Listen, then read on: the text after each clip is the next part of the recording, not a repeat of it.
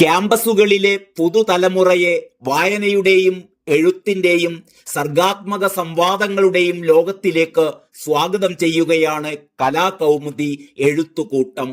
വായനാ ദിനത്തോടനുബന്ധിച്ച് കോഴിക്കോട് മലബാർ ക്രിസ്ത്യൻ കോളേജിൽ നടന്ന എഴുത്തുകൂട്ടം മേഖലാതല ഉദ്ഘാടന ചടങ്ങിൽ കോളേജിലെ മുൻ ഫിസിക്സ് വിഭാഗം മേധാവിയും കട്ടാങ്ങൽ അമല ക്ലിനിക് മാനേജരുമായ പ്രൊഫസർ വർഗീസ് മാത്യു വിദ്യാർത്ഥികൾക്ക് ഒരു വർഷത്തേക്കുള്ള കലാകൗമുദി വീക്കിലിയുടെ പ്രത്യേക പാക്കേജ് സമ്മാനിച്ചു.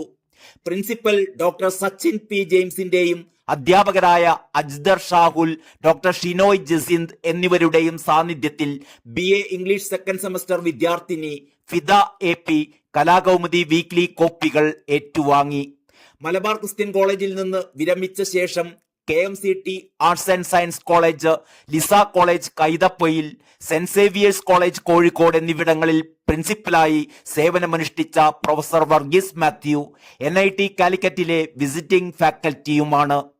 Mother Teresa national award, best teacher award തുടങ്ങി നിരവധി പുരസ്കാരങ്ങൾ ഇദ്ദേഹം നേടിയിട്ടുണ്ട്. കാരണം ഈ കോളേജിൽ നിന്ന് 2013 ഞാൻ ഇവിടുന്ന് റിട്ടയർ ചെയ്തതാണ്. അതിനുശേഷം ഏകദേശം ഒരു 10 വർഷം 11 വർഷമായി.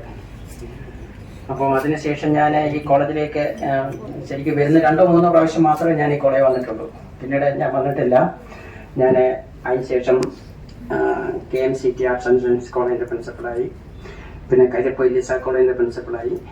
കഴിഞ്ഞ മാസം വരെ ഞാൻ സെൻറ്റ് സേവിയേഴ്സിൻ്റെ പ്രിൻസിപ്പളായിരുന്നു. കഴിഞ്ഞ മാസം 24-ന് ഞാൻ അവിടെ നിന്ന് റിസൈൻ ചെയ്തു. ഇപ്പോൾ വെറുതെ സ്വസ്ഥമായിട്ട് വീട്ടിലിരിക്കുകയാണ്.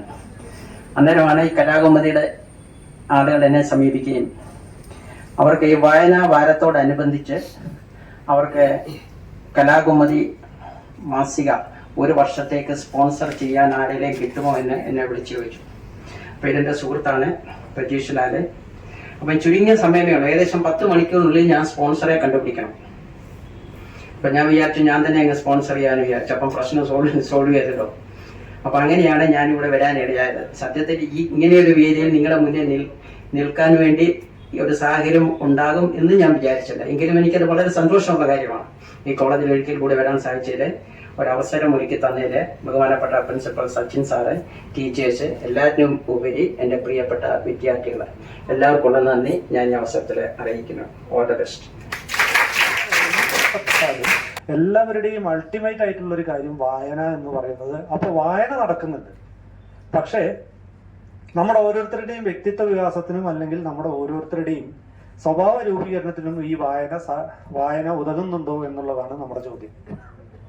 പഴയ കാലത്ത് ഇതേപോലെ വായിച്ചിരുന്ന അല്ലെങ്കിൽ വായിക്കുന്ന ആളുകള് അതിനെയായിരുന്നു ഇമിറ്റേറ്റ് ചെയ്തത്. ഇന്നത്തെ പോലെ ദൃശ്യമാധ്യമങ്ങളൊന്നും അന്ന് അത്ര ശക്തമല്ലാത്തൊരു കാലം പറയാണ്. ഞാൻ പറയുന്ന ഒരു 60കളിലൊക്കെ ഉള്ളത്. അന്ന് എന്തില്ല, അതേപോലെ TVയോ ഒന്നുമില്ല, റേഡിയോ വന്നിട്ടേ ഉള്ളൂ, അതെല്ലാ വീട്ടിലും ഇല്ല. അതുകൊണ്ട് തന്നെ ആകാശവാണി എന്ന് പറഞ്ഞിട്ടുള്ള ആ ഒരു സംവിധാനം വരുന്നതിന് മുൻപേ ഉള്ള കാര്യം.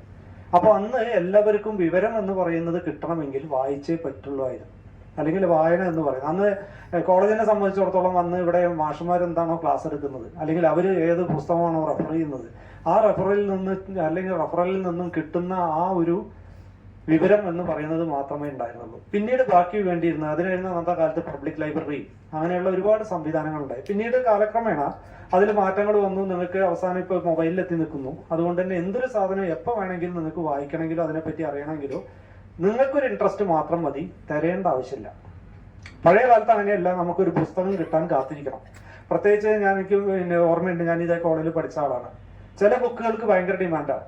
നിങ്ങൾ ലൈബ്രറിയിൽ പോയി നോക്കിയിട്ടുണ്ടെങ്കിൽ അറിയാം, ഇപ്പോഴും അങ്ങനെ ഉണ്ടാവും. ചില ബുക്കുകൾ നിങ്ങൾ എപ്പോൾ പോയാലും ഇത് കിട്ടില്ല. എന്നാൽ ലൈബ്രറിയിൽ ഒരു 10 കോപ്പി വാങ്ങിച്ചു വെച്ചൂടെ എന്നുള്ളത് നമുക്ക് പലപ്പോഴും തോന്നാറുമുണ്ട്.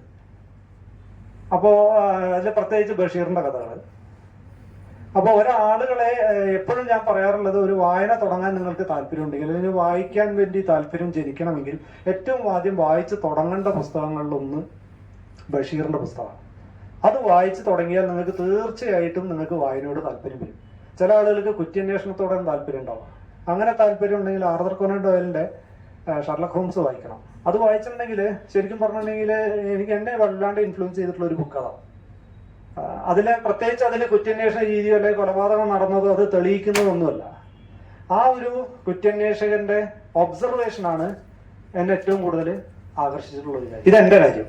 ഇതേപോലെ നിങ്ങൾ ഓരോരുത്തർക്കും പല രീതിയിലാണ് നിങ്ങളെ പുസ്തകം ഇൻഫ്ലുവൻസ് ചെയ്യുക. ചില ആളുകളെ ഭയങ്കര കാവ്യാത്മകമാക്കും, ചില ആളുകളെ വളരെ കഥാകൃത്തുക്കളാക്കും. ഇവിടെ ഇരിക്കുന്ന നമ്മുടെ ഇന്നത്തെ ഉദ്ഘാടനം ഇതൊരു എക്സാമ്പിളാണ്.